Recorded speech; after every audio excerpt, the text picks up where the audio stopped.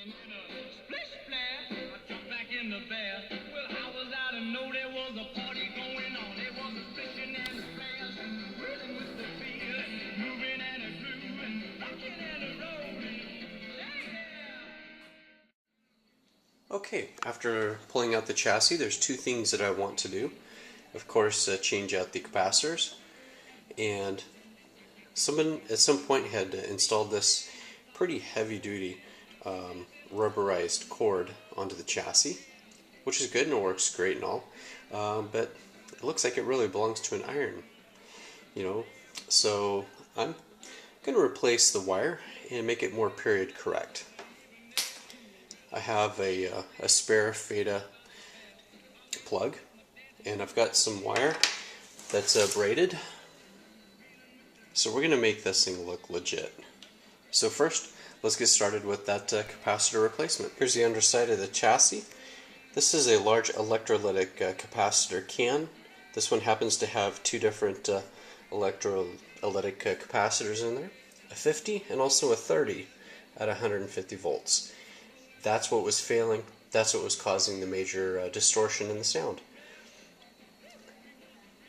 And as a lot of you know, all of these capacitors are wax paper, and over 50 years or so, they all dry out. So me, all of my radios, I replace all of the capacitors. So let's get started.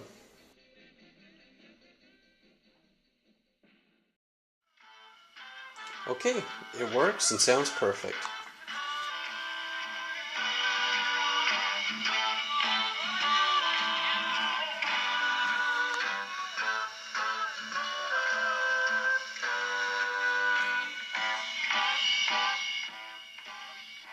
Got the new cord on there. Just going to do a few touches to it. Now this is not a restoration, this is just a clean up and make it work. And there's absolutely no hum. It sounds absolutely perfect. So I'm just going to keep it as is. I replaced two of the electrolytic capacitors, the 1530 as I mentioned, but all the other little ones, I'm just going to let them be. I mean, I've got the necessary capacitors to do it, but it sounds perfect, so I'm going to let it keep some of its soul.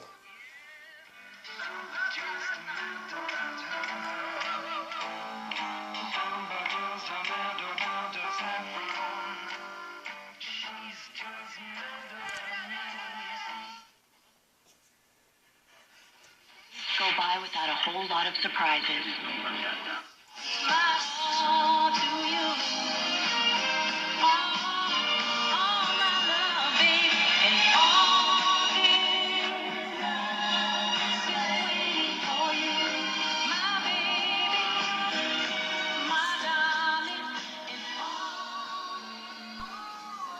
Okay, now I've got the chassis back in the cabinet, and ta-da! There's the new electrical cord. So it matches the cabinet very well, and this thing just looks absolutely great.